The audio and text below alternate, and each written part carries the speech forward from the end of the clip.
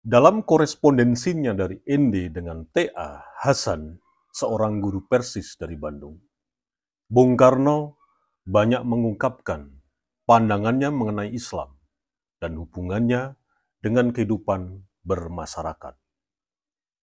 Bung Karno mempunyai kegelisahan yang sama yang kita alami saat ini dan kita rasakan. Kasta kelompok Ba'alawi yang mengalir darah Rasul bergelar Habib. Pada waktu itu, tahun 1934, kegelisahan Bung Karno adalah adanya aristokrasi Islam di Indonesia.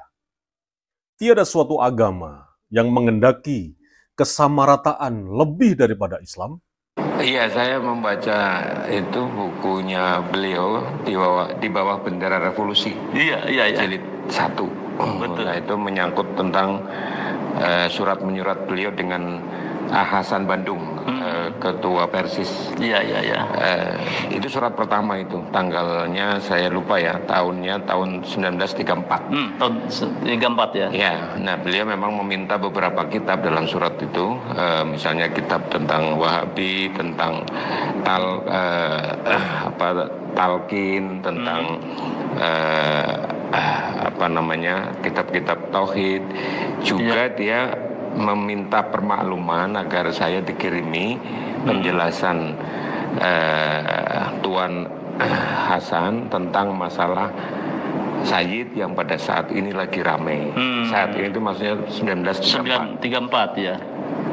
Sesuatu yang menurut saya, kata Bung Karno, itu tidak lebih penting dari kita memikirkan masalah-masalah besar yang sedang dihadapi bangsa Indonesia menuju kemerdekaan. Nah, karena saya ingin perbandingan dengan argumen tauhid saya, kata beliau di surat itu, kurang lebih, karena saya tidak cukup bisa menerima kalau di dalam saya yakin Islam itu agama yang paling rasional, agama yang bisa diterima oleh semua masyarakat, dalam arti tidak ada perbedaan di hadapan Tuhan, di hadapan Allah, tidak ada kasta, tidak ada aristokrasi di dalam Islam. Aristokrasi dalam Islam tidak ada. Saya yakin-yakinnya, kata Bung Karno di surat Ende yang pertama itu. Karena itu saya kepingin pendapat saudara menyangkut itu, nanti saya perbandingkan dengan argumen saya.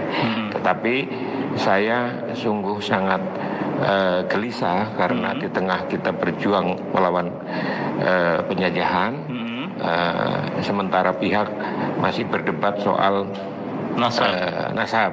Karena secara tauhid di dalam surat itu semua umat di hadapan Tuhan itu sama. Sama, yang membedakan hanya ketakwaannya saja, atau mungkin kedekatannya saja kepada Allah. Tetapi pada strata itu tidak ada. Islam tidak mengenal strata, tingkatan, dan Islam juga tidak mengenal apa yang disebut dengan pembedaan antara satu suku bangsa dengan bangsa yang lainnya. Itu. Begini isi surat yang ditulis kepada sahabatnya yang ada di Bandung dari Ende. Walaupun Islam zaman sekarang menghadapi soal-soal yang beribu-ribu kali lebih besar dan sulit daripada soal Sayyid, itu toh menurut keyakinan saya, salah satu tercelanya Islam zaman sekarang ini ialah mengeramatkan manusia yang menghampiri kemusyrikan itu. Alasan-alasan kau Sayyid, kau Habib, misalnya mereka punya brosur bukti kebenaran yang sudah saya baca, akan tetapi tidak bisa meyakinkan saya. Tersesatlah orang yang mengira bahwa Islam mengenal suatu aristokrasi Islam. Tiada suatu agama yang mengendaki kesamarataan lebih daripada Islam. Pengeramatan manusia itu adalah salah satu sebab yang mematahkan jiwanya suatu agama dan umat. Karena itu, pengeramatan manusia itu melanggar tauhid. Kalau tauhid rapuh, datanglah kebinasaan. Saya ingin sekali membaca yang lain-lain, buah pena saudara, dan ingin pula membaca Bukhari dan Muslim yang sudah tersalin dalam bahasa Indonesia atau bahasa Inggris. Saya perlu kepada Bukhari dan Muslim itu karena disitulah di himpunan hadis-hadis yang dinamakan sahih. Padahal saya membaca keterangan dari salah seorang pengenal Islam berbahasa Inggris bahwa di Bukhari pun masih terselip hadis-hadis yang lemah. Dia pun menerangkan bahwa kemunduran Islam, kekunoan Islam, kemesuman Islam, ketahayulan orang Islam, banyaklah karena hadis-hadis lemah itu, yang sering lebih laku daripada ayat-ayat Al-Quran.